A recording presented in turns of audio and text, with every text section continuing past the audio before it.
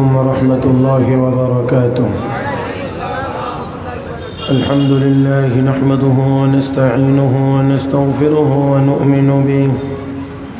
ونؤمن به ونتوكل عليه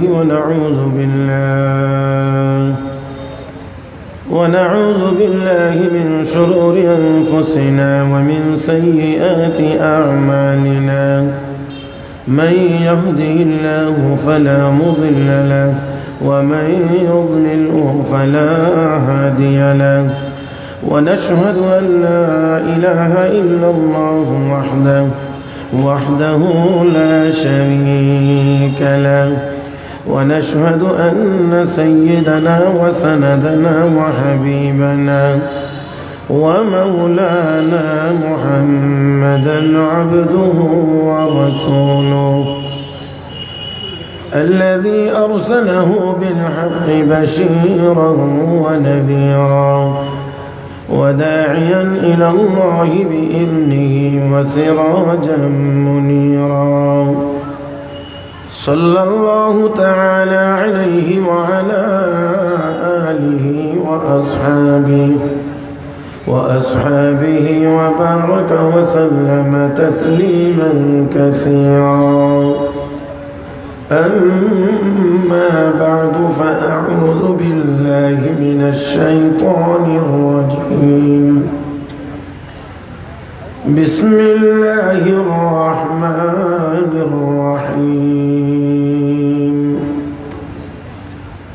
واتل عليهم نبأ الذي آتيناه آياتنا فانسلخ منها فأتبعه الشيطان فكان من الغاوين. ولو شئنا لرفعناه بها ولكنه أخلد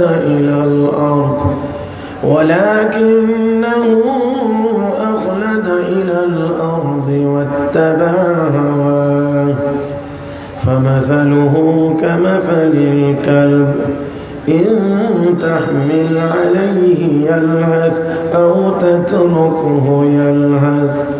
ذلك مثل القوم الذين كذبوا بآياتنا فاقصص القصص لعلهم يتفكرون.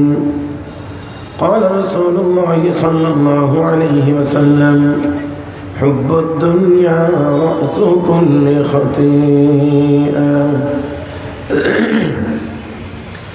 آمنت بالله صدق الله مولانا العظيم وبلغنا رسوله النبي الأمي الكريم ونحن على ذلك لمن الشاهدين والشاكرين والحمد لله رب العالمين. محبت الشتى شبه درود إبراهيم قريب. اللهم صل على محمد وعلى آل محمد كما صليت على إبراهيم وعلى آل إبراهيم إنك حميد مجيد. اللهم بارك على محمد وعلى آل محمد كما باركت على إبراهيم وعلى آل إبراهيم إنك حميد مجيد.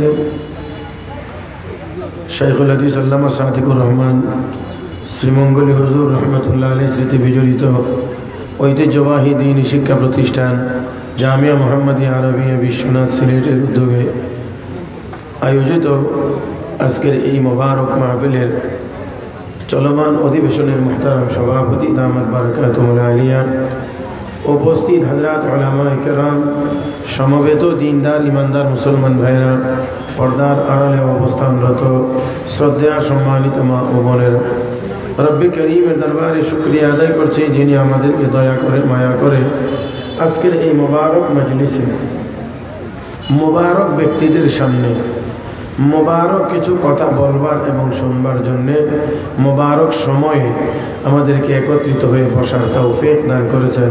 মহব্বতের সাথে সবাই উচ্চ আওয়াজে পড়ি আলহামদুলিল্লাহ। শুরুতে আমি আপনাদের কাছ থেকে দুই একটি কথার উত্তর চাইব। মাহফিলে আসতে পেরে বসতে পেরে আপনারা কি বেজার না খুশি? সবাই সবাই মাশাআল্লাহ। নবীকে মহব্বত করেন তো সবাই নাকি?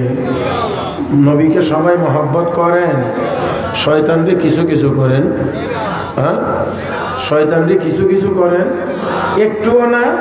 মাশাআল্লাহ। তাহলে নবীকে মহব্বত করেন, শয়তানকে মহব্বত করেন না, এই কথাটার প্রমাণের জন্য 15 সেকেন্ড সময় দিলাম। যার যার সামনে যে জায়গাটা ফাঁকা আছে, খালি আছে, এই 15 সেকেন্ডের মধ্যে যদি ভরতে পারেন, পুরা করতে পারেন, তাহলে বোঝা যাবে নবীর মহব্বত আছে।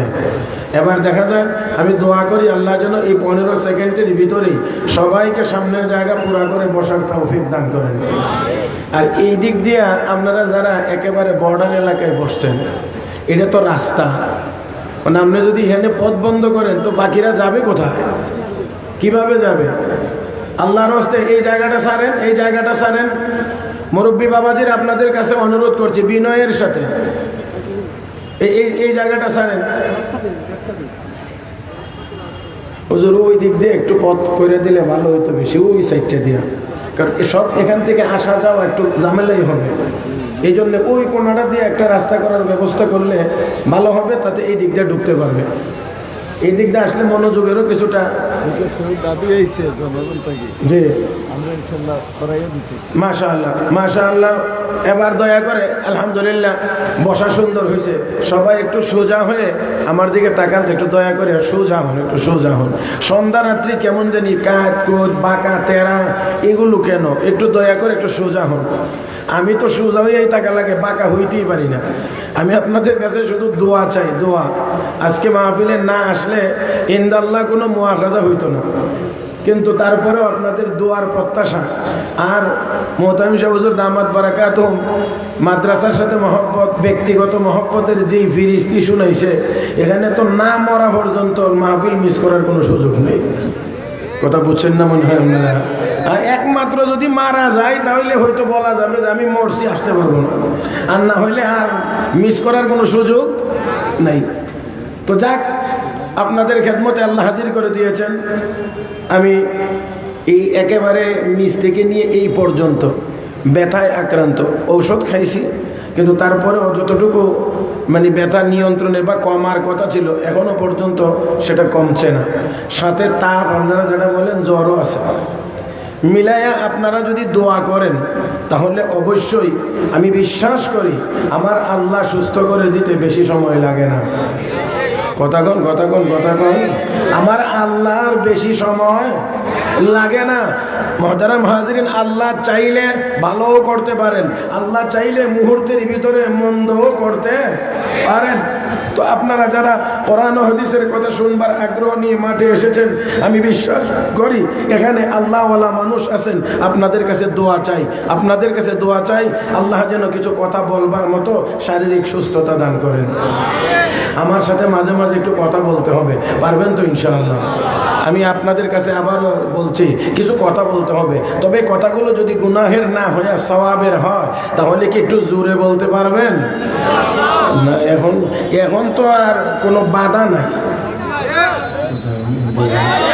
এখন তো আর কোনো বাধা নাই, এখন তো স্বাধীন। তাহলে কণ্ঠ স্বাধীন। মুসলমান, তাহলে একটু আওয়াজ করতেই হবে, একটু আওয়াজ করতেই হবে। আর না হইলে আগেও আওয়াজ করতে পারেন নাই মন খুলে, এখনো যদি করেন না তো 5ই আগস্টের আগে আর পরের মধ্যে বেশ কম হইল কোথায়? এই ব্যবধানটা তো দেখাইতে হবে অবশ্যই। আপনারা একটু আবারও বলছি, একটু আওয়াজের দরকার হলে পারবেন তো ইনশাআল্লাহ? মহব্বতের সাথে সওয়াবের নিয়তে সবাই বলি সুবহানাল্লাহ, আলহামদুলিল্লাহ, লা ইলাহা ইল্লাল্লাহ, আল্লাহু আকবার। হয় নাই, এই আওয়াজটা হয় নাই। সবাই একটু কণ্ঠটা ছেড়ে দেন। আল্লাহর দেওয়া এই কণ্ঠ, আল্লাহর দেওয়া এই বাকশক্তি, আল্লাহর দেওয়া শারীরিক শক্তি, সবটাকেই ব্যবহার করে আমার আল্লাহর নামের একটা ধ্বনি হবে, একটা তাকবীর হবে। এটা আস্তে হতে পারে না, মহব্বতের সাথে বলি আল্লাহু আকবার। মাশাআল্লাহ। যারা বসছিলেন তাদেরকেই চাপাইয়া ফাঁক ফুক বন্ধ করে বসাইলাম। তো যারা উবায়া রইছেন আপনারা কিতাব হইতাম, আমি তো বেশি আর মারতাম ফারিয়ান না। বাস আমি শুধু ওনাদের বিবেকের উপরেই দিলাম, আপনারা তাকায়েন না, শুধু ওনাদের ইনসাফের উপরে দিলাম। ওনারা যেটা ভালো মনে করেন সেটাই করবেন। বাস আমি আপনাদের খেদমতে পবিত্র কোরআনুল কারীমের সূরাতুল আরাফের 175 এবং 76 নম্বর আয়াত তেলাওয়াত করেছি। সেই সাথে রাসূল আরবি সাল্লাল্লাহু আলাইহি ওয়াসাল্লামের এখানে হাদিস আপনাদের খেদমতে তেলাওয়াত করেছি। আয়াত দুইখানা এবং হাদিস শরীফকে সামনে রেখে আপনাদের খেদমতে কয়েকটি কথা বলার আশা করেছি। আল্লাহ যেন বলবার, শুনবার, বুঝবার এবং আমল করবার তৌফিক দান করেন। সবাই বলি আমিন। একেবারেই সরাসরি শুরু করতে চাই। আল্লাহ রাব্বুল আলামিন তার প্রিয় নবীকে বলেন, ওয়াতলু আলাইহিম নাবাআল্লাযী আতাইনাহু আয়াতিনা।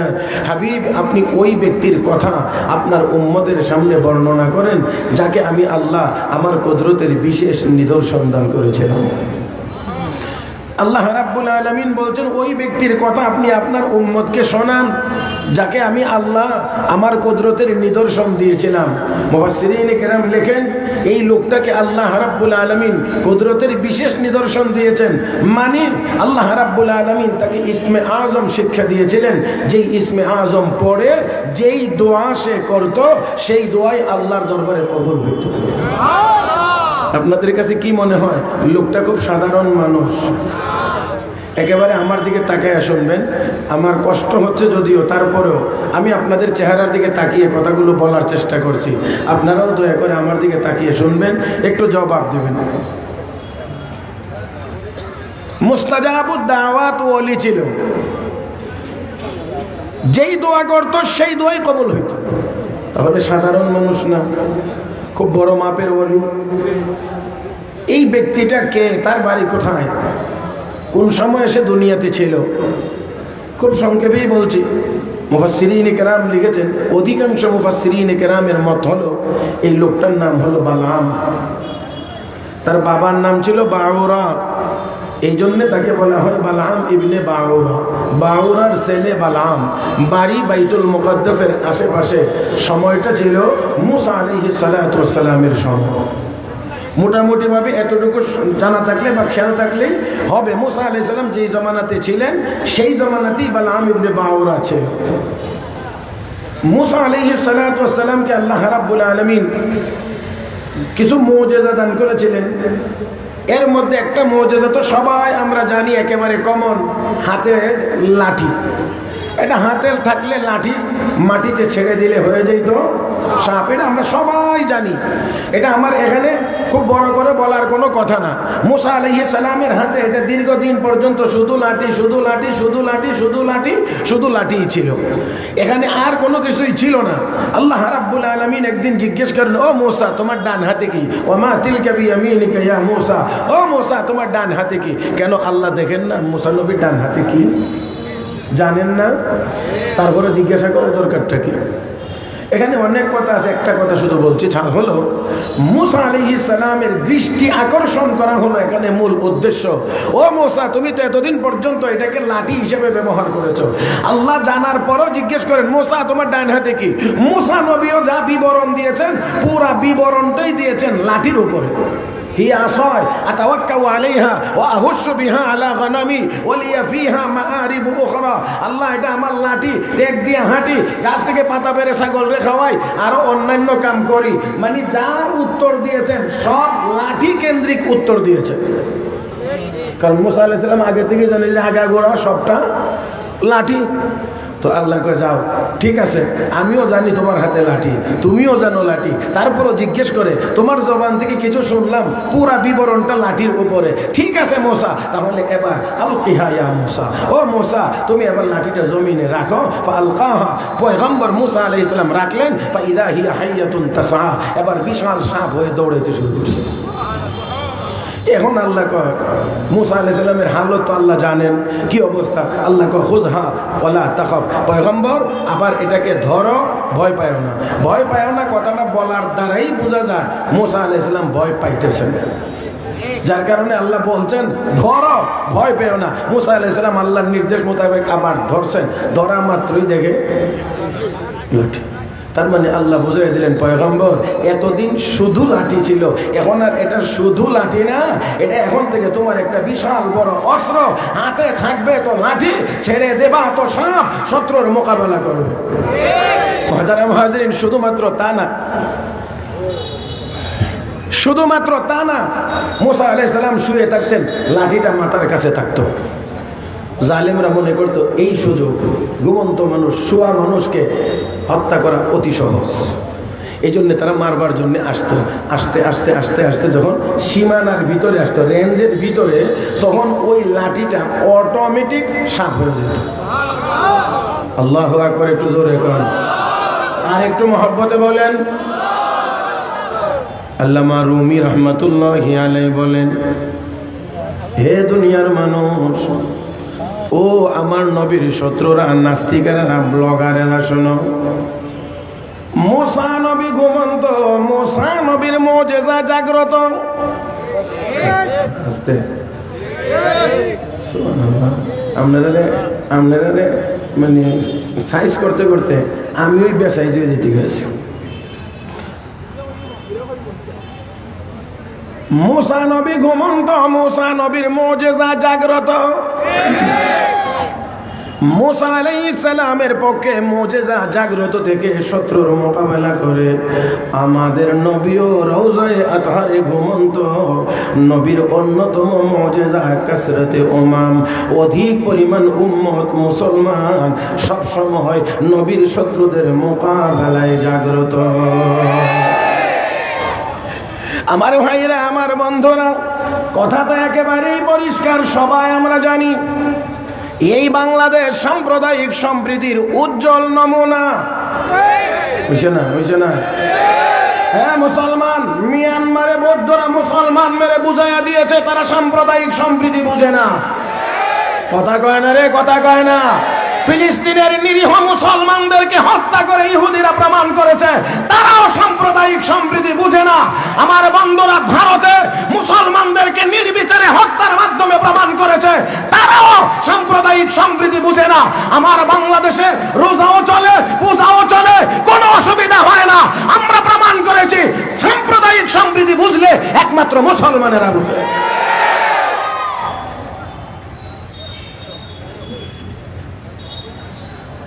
আমার ভাইয়েরা, আমি আবারও আপনাদের কাছে দোয়ার দরখাস্ত।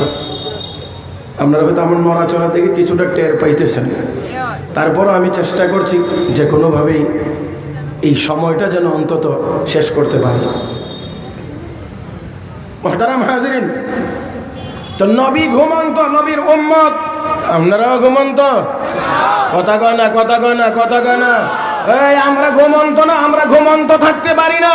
মুহতারাম হাজিরিন, এই বাংলাদেশ সাম্প্রদায়িক সম্প্রীতির দেশ। সব ধর্মের লোক স্বাধীনভাবে চলবে, স্বাধীনভাবে তাদের আচার অনুষ্ঠান করবে, আমাদের কারো কোনো আপত্তি নাই। তবে মনে রাখতে হবে 5 লাখ মসজিদের দেশে, হাজার হাজার মাদ্রাসার দেশে, 360 আউলিয়ার পূর্ণভূমিতে, লক্ষ লক্ষ উলামায়ে কেরামের দেশে, 18 কোটি তাওহীদি জনতার দেশে কোন কুলাঙ্গারকে বসে ইসলাম আর দেশ বিরোধী চক্রান্তের সুযোগ এক মুহূর্তের জন্য দেওয়া হবে না।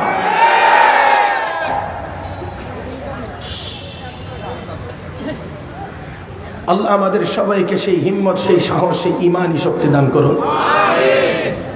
মুসা আলাইহিস সালাতু সালামের এই লাঠিটাকে সাপ বানাইলেন আল্লাহ, কারণ ওই জামানাটা ছিল জাদুবিদ্যার জামানা, তারা সাপ বানাইতো জাদুর মাধ্যমে।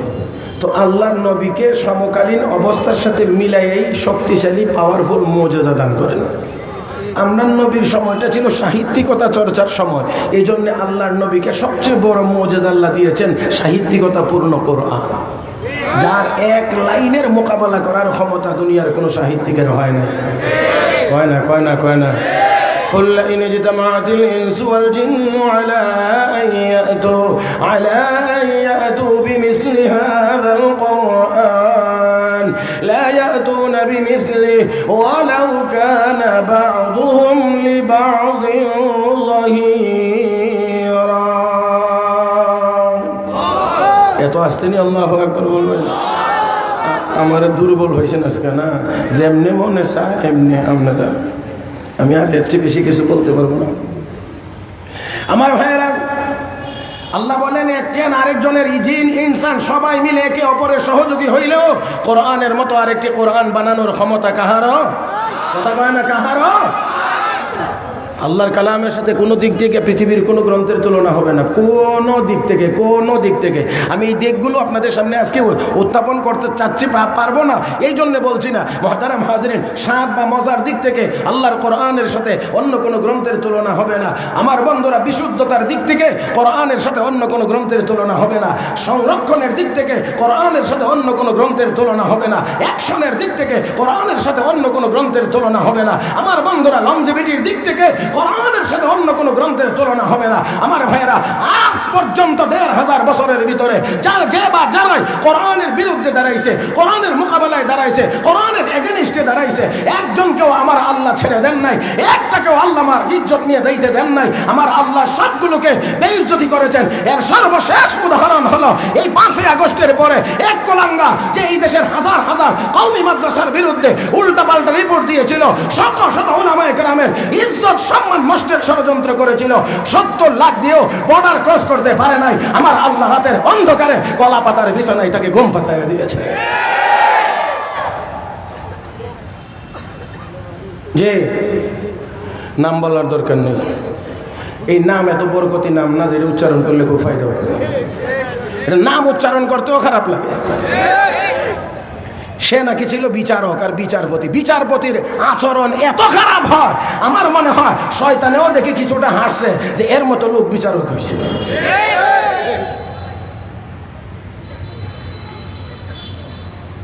আমার ভাইরা, যাক, আমি একেবারে সোজা সামনে আগাইতে চাই। তো তারা মনে করছে আমরা যেমন জাদু জানি, মুসলমানও জাদু হই, এই জন্য বারবার চাপ দিতেছিল, একটা লড়াই হইতো। মুসা আলাইহিস সালামকে তারা গিয়ে কয় একটা লড়াই হবে, প্রমাণ করতে চাই তোমার আল্লাহর শক্তি বেশি না আমরার খোদা ফেরাউনের শক্তি বেশি। আপনারা কি একটু আওয়াজ করে বলবেন যে বেশি যদি বলতে হয় তাহলে বোঝা যায় যে একজনের কম আছে আর একজনের বেশি আছে। আসলে যদি আপনারা বলেন তাহলে কথাটা হবে ফেরাউনের কি আসলে কোনো শক্তি আছে?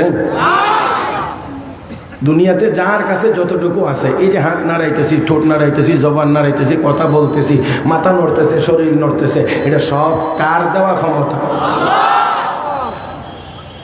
যদি একটু লক করে দেয় সব বন্ধ হয়ে যাবে। ومن الناس من يتخذ من دون الله أندادا يحبونهم كحب الله والذين آمنوا أشد حبا لله ولو يرى الذين ظلموا إذ يرون العذاب أن القوة لله جميعا وأن الله شديد العذاب। বলেন আওয়াজ করে, সকল ক্ষমতার একমাত্র মালিক, একমাত্র মালিক আল্লাহ। আমার ভাইরা, মাখলুকের কোনো ক্ষমতা নাই, ক্ষমতা সব খালেকের। সৃষ্টির কোনো ক্ষমতা হয় না, স্রষ্টার সব ক্ষমতা। হে মুসলমান, স্রষ্টা যতটুকু ক্ষমতা তাকে দেয়, যাকে দেয় সে ততটুকু পায়। আবার আমার আল্লাহ চাইলে এই ক্ষমতা কেড়েও নিয়ে যাইতে। এই জন্য অনেক মানুষের হাত একসময় নাড়াইতে পারতো, এখন পারে না। অনেক মানুষ আছে আগে হাঁটতে পারতো, এখন আর পারে না। অনেক মানুষ আছে আগে কথা বলতে পারতো, এখন আর কথা বলতে পারে না। আমার আল্লাহ বুঝাই দিলেন বললেন দিয়েছি আমি, আবার নিয়ে যাওয়ার ক্ষমতাও আমি রাখি, যে কোনো মুহূর্তে নিয়ে যাইতে পারি। আমার ভাইরা, আমার বন্ধুরা, এই কথাটা আমাদের অনেকের স্মরণ না থাকার কারণে, অনেকের এই স্মরণ না থাকার কারণে আমরা যে যেখানে গিয়ে চেয়ার পাই এটা আর কোনোদিন ছাড়তে মনে চায় না, এটা আর সারবার মনে চায় না, খালি ধরে রাখতে মনে চায়, ধরে রাখতে মনে চায়। 21 সাল, 31 সাল, 41 সাল, কথা কয় না। আমার আল্লাহ কয় সময় যখন শেষ হয়ে গিয়েছে, আমার আল্লাহ কয় না না না, যতই নিজের আপনজন দিয়ে যতই নিরাপত্তা বলয় তৈরি করো না কেন, এত নিরাপত্তার পরেও আমি আল্লাহ নিরাপত্তা না দিলে এই নিরাপত্তা নিয়ে 45 মিনিটও টিকা যায় না।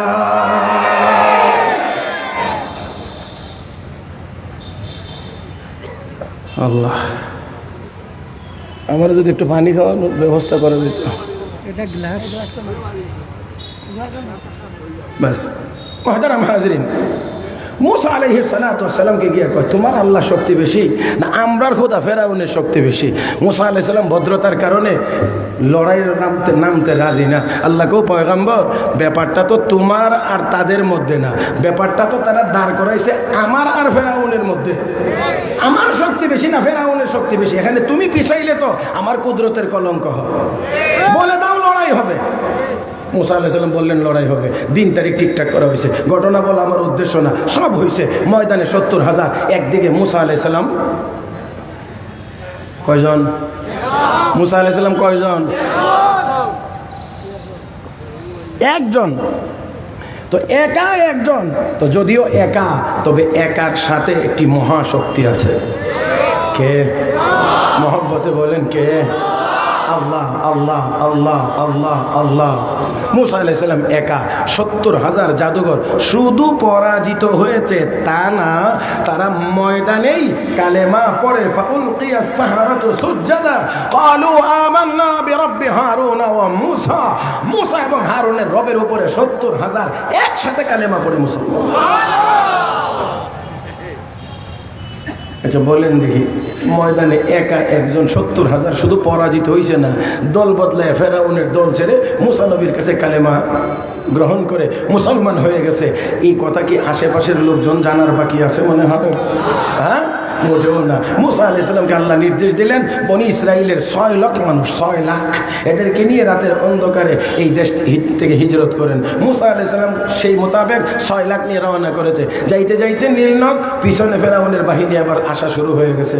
মুসা আলাইহিস সালামের উম্মত যারা বনি ইসরাইল, এই বনি ইসরাইল ছিল একটু অস্থির প্রকৃতির। অস্থির বোঝেন না? যদি না বোঝেন তাহলে ইসরায়েলের দিকে লাগবে। এই ইসরায়েলের পূর্বপুরুষেরই বনি ইসরায়েল, কথা বুঝছেন না? ওইখান থেকেই ইসরায়েল। তো দেখেন তারা কে, ও মুসা আল্লাহর পয়গম্বর, আমরা তাদের গোলাম বান্দি ছিলাম, এটাই তো ভালো ছিল। কারণ আপনি যে আমরা হিজরতের কথা বললেন, এখন সামনের নদী, পিছনে ফেরাউনের বিশাল বাহিনী যাকে যাকে আসতেছে, ঝাঁপ দিলে পানিতে পড়ে ডুবে মরবো, আর না হয় তারা এসে কচু কাটা কাটবে, তখন এখন কি হবে? মুসা আলাইহিস সালাম টেনশনের কোনো কারণ নাই, আমি একটু যোগাযোগ করতেছি। কার সাথে? আল্লাহর সাথে। আল্লাহ কো মুসা, এটা কোনো বিষয় হইল? লাঠিটা রেখে দাও, লাঠিটা রাখো। 12টা রাস্তা আল্লাহ বানাইয়া দিয়েছেন, নিরাপদে সবাই পার হয়ে চলে গেছে।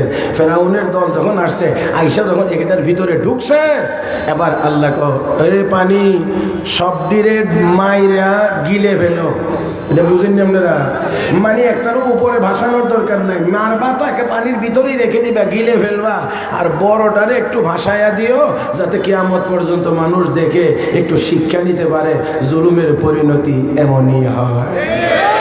কয় না কয় না কয় না, জুলুমের পরিণতি এমনই হয়, এমনই হয়, এমনই হয়, এমনই হয়। আমার ভাইয়েরা, আমার বন্ধুরা, আল্লাহ আমাদের সবাইকে বুঝার তৌফিক দান করুন। মহব্বতের সাথে বলি আমিন। মুসা আলাইহিস সালাতু ওয়াস সালাম এই নদী পার হলেন, ফেরাউন ডুবে মারা গেছে। যে দাবি করতো সে নিজেই খোদা দাবি করনেওয়ালা লোকটা ওই মুসা নবীর মোকাবেলায় টিকতে পারছে না, ডুবে শেষ। এখন বলেন তো দেখি, অন্য কারো বিরুদ্ধে যুদ্ধ ঘোষণা করলে এদের অবস্থা কি হবে? বুঝছেন না মনে হইতেছে? এবার আল্লাহ পয়গম্বর ওই বাইতুল মুকাদ্দাসের আশেপাশে একটি বড় শক্তিশালী গোষ্ঠী আছে, নাম জাব্বারিন। এই লোকগুলোর বিরুদ্ধে একটু যুদ্ধ করতে হবে। মুসা আলাইহিস সালাম যখন ঘোষণা করলেন, হেরার তো এই দিকটা পায়জামা গরম। এখন এই লোকগুলো চিন্তা করছে, ফেরাউন টিকতে পারে না তো আমরা কেমনে টিকতে পারবো? ময়দানে 70,000 একজনের মোকাবেলা করতে পারে না তো আমরা কি করব? এবার সবাই মিলে চিন্তা করছে যে এই আমাদের এলাকাতেই তো এক বড় বুজুর্গ বসবাস করে, বালাম ইবনে বাউরা। সে যেই দোয়া করে সেই দোয়াই তো কবুল হয়। তাহলে আসো সবাই মিলে গিয়ে তারে অনুরোধ করে দেখি, যদি তারে দিয়ে একটা বদদোয়া করানো যায় তো মুসা নবী তার দলবল সহ রাস্তায় মরে যাবে। বুঝতেছেন আমার কথা? যেই লোকটার কাছে যাবে সেই লোকটা সাধারণ কোনো ব্যক্তি না, আল্লাহর ওলি, শুধু সাধারণ ওলি, মুস্তাজাবুদ দাওয়াত ওলি। এবার সবাই লিডারেরা গিয়ে হাজির, বলতেছে, ও বালাম, তুমি তো আমাদেরই লোক, আমরাও তোমারই লোক। ওই যে মুসা তার দলবল নিয়ে আমাদের বিরুদ্ধে আসতেছে, তুমি একটু আমাদের পক্ষ থেকে মুসা এবং তার বাহিনীর বিরুদ্ধে বদদোয়া করলে যদি তারা আটকিয়ে যায় তাহলে আমরা সবাই নিরাপদে থেকে গেলাম। তুমি একটু তার বিরুদ্ধে একটু বদদোয়া করো। মুস্তাজাবুদ দাওয়াত ওয়ালি বলতে আছে, অসম্ভব। নবীর বিরুদ্ধে কেমনে বদদোয়া করে? নবীর বিরুদ্ধে কেমনে বদদোয়া করে? নবীর বিরুদ্ধে যাওয়া যায় না ভাই, নবীর বিরুদ্ধে যাওয়া যায় না। নবী দুনিয়াতে আর নাই, কিয়ামত পর্যন্ত কেউ আসবেও না, আসার কোনো দরকারও নাই। তবে নবুয়তের দায়িত্ব আঞ্জাম দিচ্ছেন হক্কানি উলামায়ে কেরাম। কাজেই নবীর বিরুদ্ধে যেমন যাওয়া যায় না, হক্কানি উলামায়ে কেরামের বিরুদ্ধেও যাওয়া যায় না।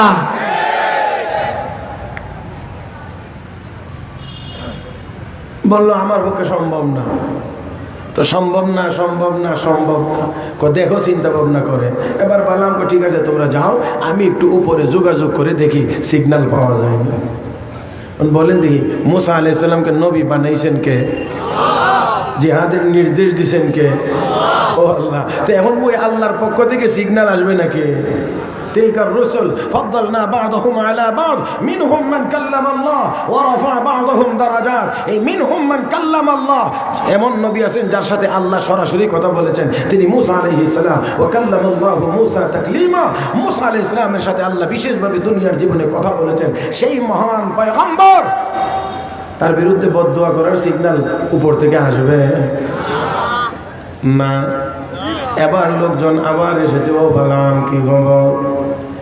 না না না, পারবো না, পয়গম্বরের বিরুদ্ধে বদদোয়া করা যাবে না, পয়গম্বরের বিরুদ্ধে বদদোয়া করা যাবে না, অসম্ভব। এবার ওই লোকেরা কয়, এবার এখান থেকে গিয়ে আলাদা হয়ে বলতে আছে, এমনিতেই শুধুমাত্র বললে কি আর বদদোয়া করানো যাবে? বলে কি করতে চাও? সবাই মিলে অনেক টাকা পয়সা, স্বর্ণ রূপা, হীরা মণি মুক্তা জমাইয়া বালাম ইবনে বাউরার সামনে নিয়ে উপটোকন পেশ করো। এই জায়গাটা হলো আমার আলোচনার মূল কথাটা হলো এখানে, এই জায়গাটা, এইটাই বলা হলো আমার মূল জায়গাটা। মুহতারাম হাজিরিন, সবাই মিলে অনেক টাকা পয়সা উঠাইছে, অনেক অনেক অনেক স্বর্ণ রূপা হীরা মণি মুক্তা যা যা দরকার বিশাল করে ওই বালাম ইবনে বাউরার সামনে এনে দিয়ে বলতেছেন, বালাম এই নাও, আমরা তোমাকে এই গিফট করলাম, এই হাদিয়া দিলাম। আপনাদের কি মনে হয় এটা হাদিয়া নি? কি হ্যাঁ বলেন মাশাআল্লাহ। ঘুষ ঘুষ ঘুষ। এই আমাদের দেশে অনেক মানুষ আছে ঘুষ না খাইলে হুশ থাকে না। আপনাদের বিশ্বনাথে নাই? থাকার কথা না? আছে আছে তাক, এটা আর একদিন আজকে না। বিশাল উপটোকন, এইগুলো দেখে এবার বালামের মন নরম হইতে শুরু করেছে, তার এই দিকে লোভ আরম্ভ হয়ে গিয়েছে। ও মুসলমান, এবার একটু খেয়াল করে দেখেন, এই যে লোভ তার ভিতরে ঢুকতেছে, এটা বৈধ না অবৈধ, হালাল না হারাম? আমার ভাইরা দেখেন, লক্ষ্য করেন, এত বিশাল পরিমাণ টাকা পয়সা, স্বর্ণরূপা, হীরা মণি মুক্তা, এতগুলো পাওয়ার পরে তার মন ওইদিকে এবার ধাবিত হতে শুরু করেছে। মুফাসসিরিন কেরাম আরো লিখেন, তাকে যখন রাজি করানো সম্ভব হয় না, এই হাদিয়া নিয়ে সবাই চলে গেছে ভিতর বাড়িতে, তার স্ত্রীর কাছে, আহলিয়ার কাছে গিয়া এই বিশাল হাদিয়া দেওয়ার পরে এবার বলতেছে, একটু তোমার স্বামীকে বলো না আমাদের পক্ষে যেন একটু কাজ করে বদদোয়াটা করে। মহিলা গিয়ে এবার বলতে আছে, তাদের কাজটা একটু করে দেন না, এটা তো আমাদেরও এখনো আছে, অনেক স্যারের যদি রাজি করানো না যায়, ম্যাডাম রে রাজি করানো যায়। আর ম্যাডাম রে দিয়া কথা কয় না, কাম উদ্ধার। কারণ ম্যাডামদের মন নরম, বুঝাইতে পারলে তাড়াতাড়ি বুঝে ফেলে। কয় না আমার ভাইয়েরা, সুন্দর করে বলতে পারলে মন নরম হয়ে যায়, খুব তাড়াতাড়ি কেঁদে ফেলে, আবার খুব তাড়াতাড়ি হেসেও ফেলে। হয় না, বুঝেন নাই মনে হয়? এখনই খুশি, এখনই বেজার, এখনই কাঁদতেছে, এখনই হাসতেছে। এজন্য আমার আল্লাহ একজন মহিলাকেও নবী বানান নাই। একজন মহিলাকেও আল্লাহ নবী বানান নাই। ও মুসলমান, আমরা সব বানাই লাইছি, আর নাই কিচ্ছু। তাহলে এখন খোঁজ করে দেখি আমার খতিবগিরিটা আছে, আর ইমামতি আর খতিবগিরিটা এখনো বাকি আছে। জানি না এটাও আবার কোন সংগঠন কোন দিন রাস্তায় দাঁড়ায় যায় যে এখন থেকে আমরা ইমাম হবো, খতিব হবো। বলা তো যায় না, কথা বোঝেন না, বলা তো যায় না। আমার ভাইয়েরা, মহিলা কি এবার বলছে তাদের কাজটা একটু করে দেন না। এবার এবার এবার এবার নিজের লোভে হোক আর স্ত্রীর মনোরঞ্জনের জন্যে হোক, এবার রাজি হয়েছে পয়গম্বরের বিরুদ্ধে বদদোয়া করবে। নাউজুবিল্লাহ, একটু আওয়াজ করে বলেন। আমার ভাইরা, কেন পয়গম্বরের বিরুদ্ধে বদদোয়ার জন্য এখন রাজি হয়েছে? কিসের লোভে? আওয়াজ করে বলবেন, দুনিয়ার লোভে, দুনিয়ার লোভে, দুনিয়ার লোভে। আমার ভাইয়েরা, আমার বন্ধুরা, দুনিয়ার লোভে। এইদিকে না, এনে কি এ ভাই, ও ভাই, আপনি একটু রাখেন, এখন আর কাজ করেন না, একটু পরে আমার পরে আজান যখন নেব ওই ফাঁকে বাকি কামটা করেন। যে আমার দিক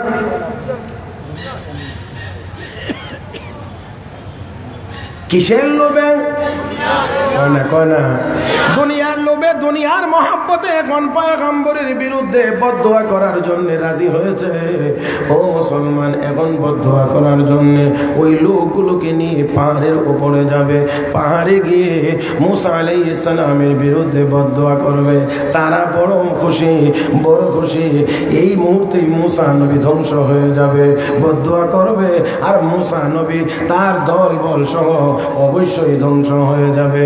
এই জন্য তারা মহা খুশি, উটের পিঠে সাওয়ার হয়েছে পাহাড়ের উপরে যাওয়ার জন্য। কিন্তু কিন্তু উট আর এক কদম সামনে আগায় না, বসছে তো বসছে, উট আর সোজা হয়ে দাঁড়ায় না। ও ভাইয়েরা, সোজা হয়ে দাঁড়ায় না। এবার বেত্রাঘাত শুরু হয়ে গিয়েছে, উটের জবান আমার আল্লাহ খুলে দিয়েছেন। আওয়াজ করে, আর একটু আওয়াজ করে বলেন, উটের জবান দিয়ে কথা বের করার মতো ক্ষমতা আমার আল্লাহর নাই না আছে? ও মুসলমান, অবশ্যই অবশ্যই আছে। আমার আপনার জবান দিয়ে যদি আল্লাহ কথা বলাইতে পারেন, তাহলে উটের জবান দিয়েও তো বলাইতে পারেন। গ্রাম্য এক মানুষ, গ্রাম্য আমার আপনার নবীর সামনে এসে যে গ্রাম্য লোক গুই সাপ মারা গেছে, রোদ্রে শুকাইয়া একেবারে চ্যাপ্টা হয়ে গেছে। এটা বাংলাদেশের রোদ না সৌদি আরবের রোদ? শুকানি এমন শুকাইছে, একেবারে চ্যাপ্টা হয়ে গেছে। রাহমাতুল্লিল আলামিনের সামনে এসে বলতে আছেন, ও মুহাম্মদ, আমার এই সাপটা যদি সাক্ষী দেয় তুমি আল্লাহর রাসূল, তাহলে অবশ্যই আমি কালেমা পড়ে মুসলমান হয়ে যাব। আপনারা বলেন, এটা মুসলমান হওয়ার কথা? এত শোক না, মরা না, শুধু শুকায় গেছে চ্যাপটা, এইটাও যদি সাক্ষী দেয় তার মানে এটা সাক্ষী দিবেও না, দিবেও না। আর আমারও ঈমান আনা লাগবে না। আল্লাহর নবী আল্লাহর শরণাপন্ন হইলেন। আল্লাহ রাব্বুল আলামিনের পক্ষ থেকে ইশারা করে দেওয়া হয়েছে, বলা হয়েছে, হাবিব গো, টেনশনের কোনো কারণ নাই, শুধুমাত্র ওটাকে ডাক দেন, গুই গুই গুই। আমরা বলি, আমাদের গ্রাম্য ভাষায় বলি গুইল গুইল। আল্লাহর হাবিব বললেন, ইয়া দাব। আল্লাহু আকবার করেন। মানি সোজা বাংলা হলো হে গুইল। এই মাত্র যখন আমার নবী ডাক দিয়েছেন হে গুইল, ওই মরা শুকনা গুইল পুরাপুরি জীবিত হইয়া নড়াচড়া শুরু করে দিয়েছে। আমার ভাইরা, আমার নবী কয়, তুই বল কার ইবাদত করিস, বল তুই কার ইবাদত করিস, কার গোলামি করিস। ও মুসলমান, আমাকেও যদি বলা হইতো, মনে হয় এত সুন্দর একটা বক্তব্য আমি দিতে পারতাম না। কিন্তু ওই গুইল এবার জবাব দেয়, আবুদুল্লাহি ফিস সামাই আরশুহু ওয়া ফিল আরদি সুলতানুহু ওয়া ফিল বাহরি সাবিলুহু ওয়া ফিন নারি ইকাবু ওয়া ফিল জান্নাতি রাহমাতু। আল্লাহু আকবার। আমি ওই আল্লাহর ইবাদত করি যে আল্লাহর আরশ হলো আসমানে, যে আল্লাহর রাজত্ব জমিনে, যে আল্লাহ সাগরকে বানাইছেন রাস্তা, যে আল্লাহ জাহান্নাম বানাইছেন আযাবের জায়গা, যে আল্লাহ জান্নাত বানাইছেন তার নেককার বান্দা বান্দীদের আরামের জায়গা, আর যে আল্লাহ এত কিছু করেছেন, আমি ওই আল্লাহর ইবাদত করি।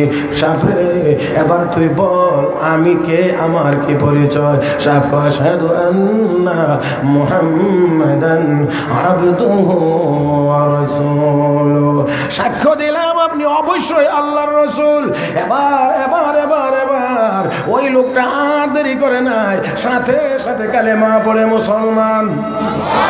শুধু মুসলমান তা না, মুসলমান হইয়া ওই লোকটি নতুন মুসলমান। নবীর সাহাবী ডাক দিয়ে কই, নবী গো, আল্লাহর কসম করে বলি, এতদিন পর্যন্ত আমার কাছে আপনার চেহারা ছিল সবচেয়ে নিকৃষ্ট চেহারা, আর এখন আমি ঘোষণা করছি সারা দুনিয়ার সকল চেহারার চাইতে আপনার চেহারা আমার কাছে বেশি প্রিয়। আরো জোরে, আরো জোরে। আমার ভাইরা, আমার বন্ধুরা, আমার আপনার নবীর চেহারা মুসলমান আমাদের কাছে প্রিয়। আমার আপনার নবী আমাদের জানের চাইতে বেশি প্রিয়, মুমিনের জানের চাইতে বেশি প্রিয়। অতএব যেই দেশে 18 কোটি মুসলমান বসবাস করে, সেই দেশে কোনো ব্লগার বসে আমার নবীর বিরুদ্ধে লিখবে, এই সুযোগ আর কাউকে দেওয়া হবে না। আমার ভাইরা, আমার বন্ধুরা, ওদের জবান খুলে গিয়েছে। ওর ডাক দেখো, বললাম যেই পথে তুমি আমাকে নেওয়ার চেষ্টা করছো, এই জঘন্য পথে আমি যাইতে পারবো না। এত বড় অন্যায় কাজে আমি তোমাকে মোটেও সাহায্য করতে পারবো না। আমাকে মারতে পারো, কাটতে পারো, সব হবে, কিন্তু কোনো অবস্থাতেই নবীর বিরুদ্ধে বদদোয়ার কাজে আমি তোমাকে সহযোগিতা করতে পারবো না। কিন্তু তারপরও তার হুঁশ হয় না। এবার ওট রেখে পায়ে হেঁটে যাওয়া শুরু করেছে, পাহাড়ের উপরে গিয়েছে, সবাইকে নিয়ে এবার বসেছে, হাত তুলেছে, বদদোয়া শুরু করেছে। আমার ভাইরা, আমার বন্ধুরা, দেখা যায় বদদোয়া করতে চায় মুসা নবীর বিরুদ্ধে, বদদোয়া হয়ে যায় তাদের বিরুদ্ধে।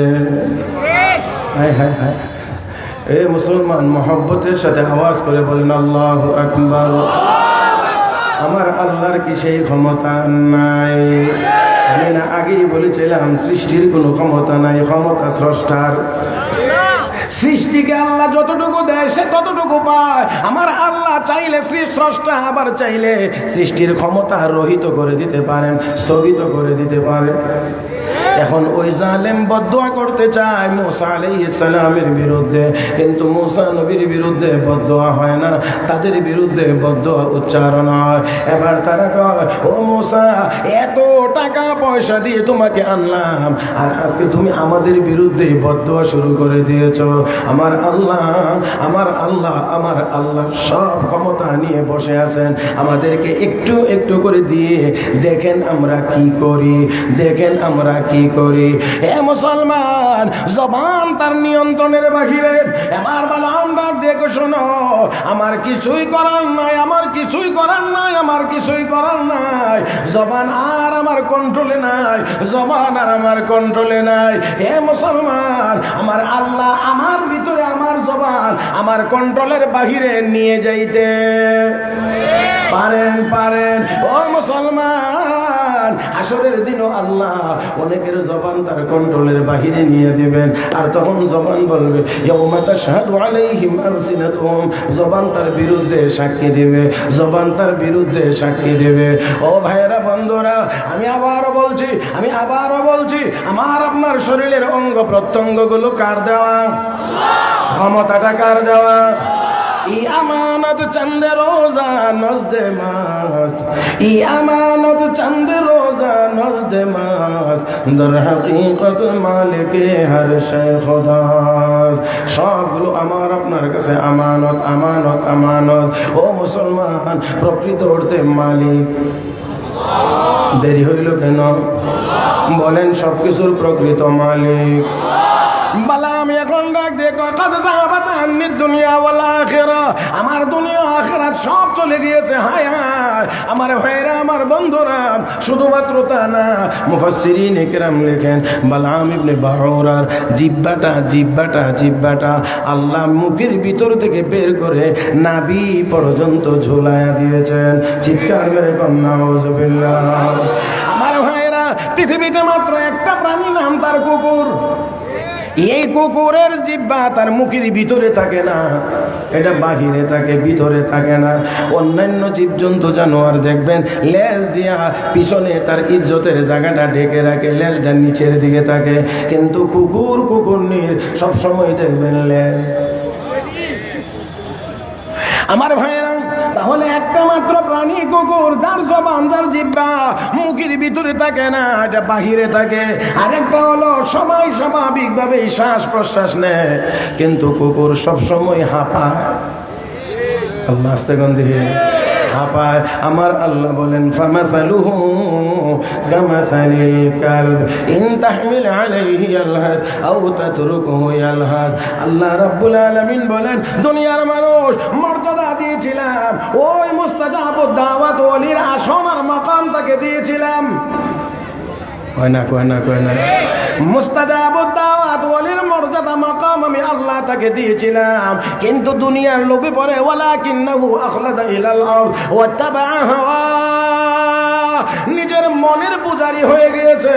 সম্পদের প্রতি তার লোভ পড়েছে, নজর পড়েছে, দুনিয়ার মহব্বতে পড়ে পয়গম্বরের বিরুদ্ধে বদদোয়া করার কারণে তাকে আমি আল্লাহ উপর থেকে নামাইয়া কুকুরের কাতারে দাঁড় করাইয়া দিয়েছি।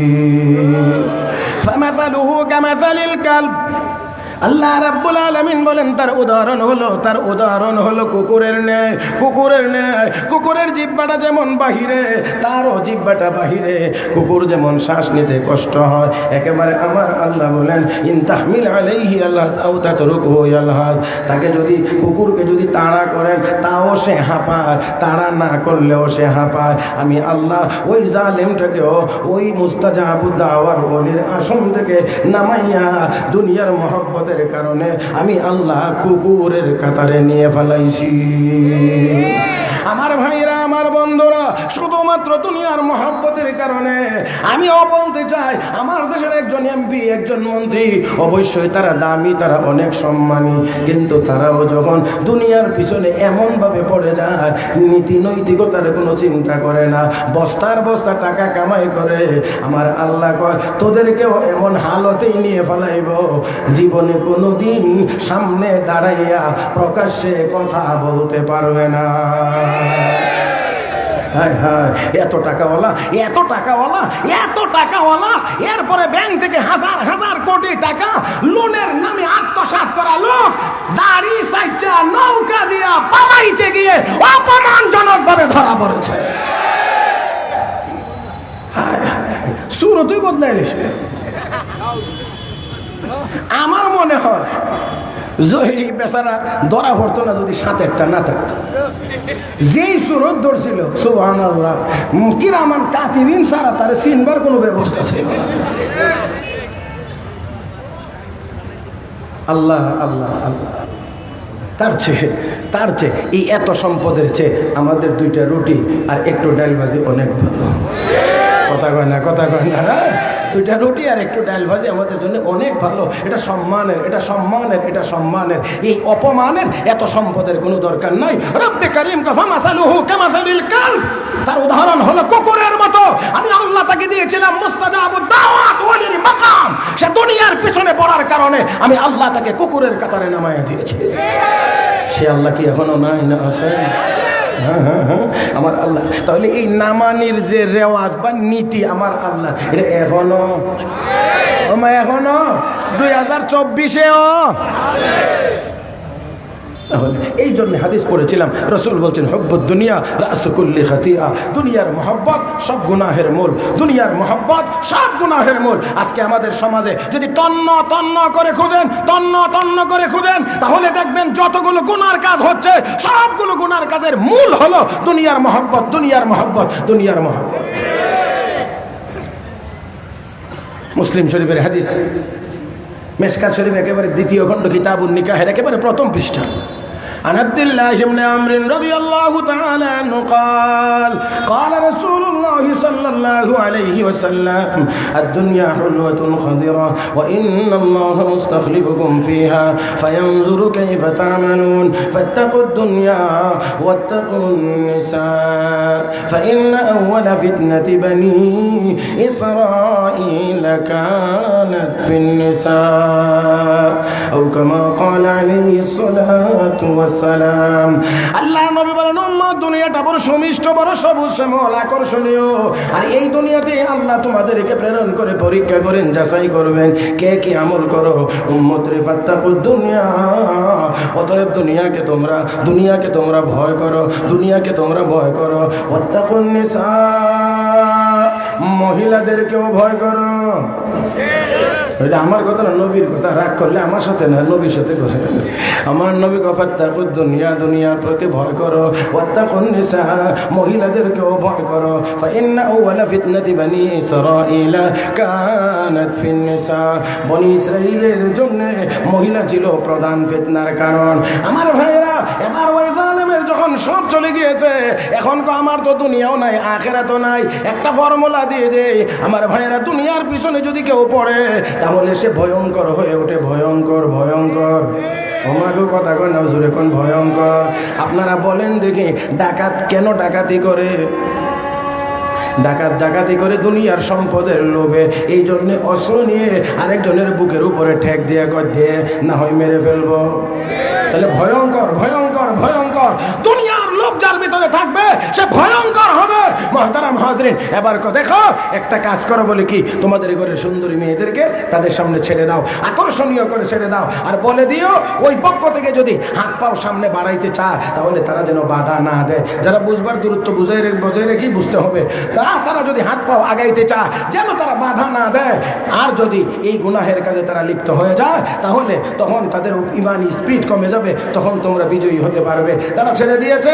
আর ওইদিকে বনী ইসরাঈলের এক জালেম এক সুন্দরী মেয়েকে নিয়ে মুসা আলাইহিস সালামের সামনে দাঁড়িয়ে বলছে, ও পয়গম্বর, আমি তার সাথে আমার মনের চাহিদা পূরণ করতে চাই, আপনি অনুমতি দেন। পয়গম্বর বললেন, অনুমতি দেওয়া সম্ভব নয়, কারণ অনুমতি না দিলেও আমি আমার মনের চাহিদা পূরণ করব। গুনার কাজ শুরু করেছে, আল্লাহর পক্ষ থেকে মহামারী নাজিল হয়েছে। একদিনের ভিতরে 70,000 বনী ইসরায়েলি মারা গিয়েছিল। সর্বশেষ যখন তাদেরকে হত্যা করা হয়েছে তখন গিয়ে এই প্লেগ মহামারী থামছে, তারপরে তাদের এই আযাব বন্ধ হয়েছে। এই জন্য মুহতারাম হাজরিন, দুনিয়ার মহব্বত যত বেশি হবে অপরাধের পরিমাণ তত বেশি হবে। এই জন্য আল্লাহওয়ালাদের কাছে যাইতে হবে। নেককার বুজুর্গ আল্লাহওয়ালাদের কাছে গেলে, তাদের কাছে গিয়ে তাদের সবক আদায় করলে দুনিয়ার মহব্বত থেকে বেরিয়ে আসা যাবে। আর মাঝে মাঝে কবর জিয়ারতে যাইতে হবে। রাসূল বলছেন, ফাজুরুহা ফাইন্নাহা তুযাক্কিরুল মাউত ওয়া তুযাহিদু আনিদ দুনিয়া। কবর জিয়ারতে যাও, মরণের কথা স্মরণ হবে আর দুনিয়ার প্রতি মহব্বত কমবে। আল্লাহ রাব্বুল আলামিন আমাদের সবাইকে দুনিয়ার মহব্বত কমায়া আখিরাতের ফিকির অন্তরে বেশি বেশি পরিমাণে ঢুকাইবার তৌফিক দান করুন। আমিন ইয়া রাব্বাল আলামিন। সুবহানাকাল্লাহুম্মা বিহামদিক, আশহাদু আল লা ইলাহা ইল্লা আনতা, আস্তাগফিরুকা ওয়া আতুবু ইলাইক। ওয়া আখিরু দাওয়ানা আনিল হামদুলিল্লাহি রাব্বিল আলামিন। আসসালামু আলাইকুম ওয়া রাহমাতুল্লাহ।